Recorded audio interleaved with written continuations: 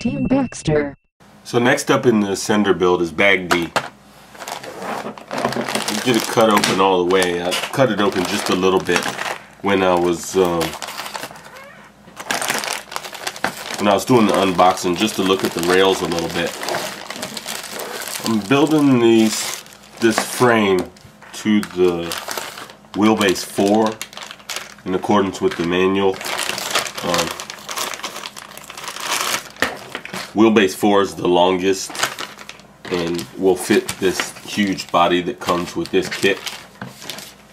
In bag D, of course, you have the frame rails.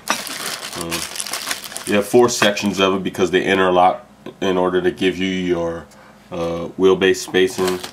Go ahead and pull that out now.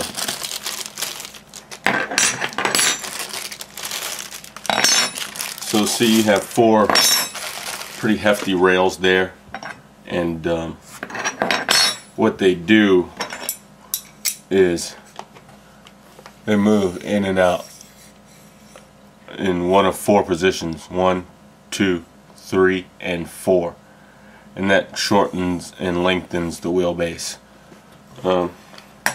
As I said, I'm doing wheelbase 4, which is the outermost position, the longest position, and once I get these 2 kind of together, I'll start assembling the frame rail and adding the parts between it in order to give it some stability. So I'll go ahead and get those attached, and I'll come right back. Here's the parts that I'll get attached to the frame rails: the skid plate, shock hoops, etc. Receiver box, all that. So I'm pretty much getting the chassis built in bag D. I'm about to close the frame rail up. As you can see, I've got the pieces in. This is the receiver box holder. The ESC kind of sits in here, and this is the servo mount. And these pieces just kind of sit in there right now. They're not secured. They do have screw holes, but they're kind of just sitting in there, and they get sandwiched in with the other half of the rail. This is screwed on pretty tight. These pieces don't move anywhere. This one is a little loose, but these are kind of, I mean, you could pry them out, but they kind of fit right in there. So they're not like gonna fall out or anything. You can pull them out. It's very beefy plastic, extremely thick and bulky. I really don't know how to describe it. It just seems like a lot of plastic and a lot of little pieces coming off. Not really sure what those are for at this point. I'm sure I'll see very shortly in the build, but go ahead and get this frame rail closed up. Get a matching piece on the other side. This is the side rail mount, and you get another one on the other side, same way, sandwiched in on the rail. So I'm having a little problem with my rail going together. This side of the skid plate has a little bit too much plastic. If you can see, it's starting to come off where I've tried to force it. So I need to trim that off a little bit before I get this rail together. I tried trimming this with the hobby knife, but it didn't work out too well. So I ended up having to take my Dremel with the sanding bit and go at it with that, and took it down quite a little bit, and it now fits into the rail. Not sure why that was, but hopefully that's not in every kit. So I got the skid plate, the servo mounts, and this rear plate installed, and as I said before, they were a little loose. I mean, they were floating. So what secures them is the shock mount, 2 screws in the back, and those go on each side, as well as in the front it gets 4 screws, and the same on the opposite side. Also going on this is your bumper mount in front and rear. So I'm going to go ahead and attach all of those simple screw ins. And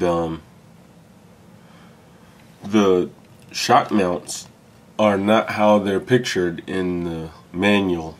I've went over it many times. I kind of thought I was doing something wrong, but they're definitely different than the manual shows. So not really a big deal for me at this point. I don't think I should probably get the body out and size it up and make sure that nothing's wrong. But the shock mounts only go on one way, so it's pretty hard to kind of mess that up.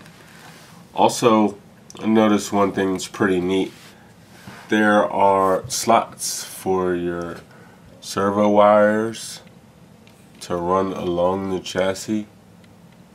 So that's pretty neat. Not sure if I'll use them, but that's something that I haven't really seen before. It's kind of help with the clean wire installation. So I'm gonna get the other side of the shock mount on front and rear and get the bumper mounts on.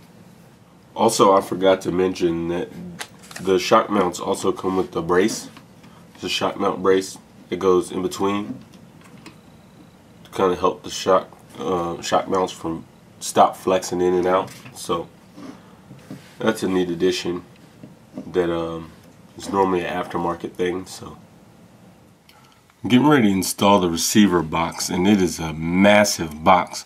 The only problem is it's not tall enough. It's very wide both ways, but it's barely an inch tall. A lot of the receivers are larger than the boxes that are given a lot of the time.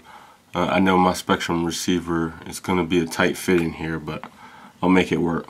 But anyway, that's the receiver box. Pretty big and pretty different. It gets screwed on from the bottom, and the wires go in and kind of fold over this plate here, so that that'll help keep water out a little bit, just due to gravity and airflow and all. So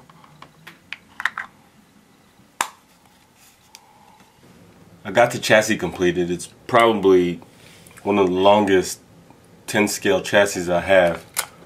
Got a tape here. It measures around 19.5 inches, which is huge, but I guess that's there to fit the body.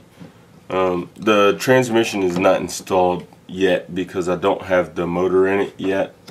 I'll be putting all my electronics in last. I just set that in there for the looks of things. The cross braces are also not supported yet.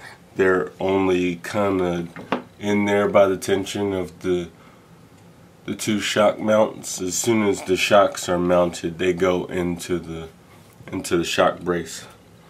Receiver box sitting back up in there, huge thing that it is, and that's where the ESC goes, right on that little plate sitting right in front of the receiver box. So receiver box might be big enough to fit the BEC in as well. I'm not sure, but have to see.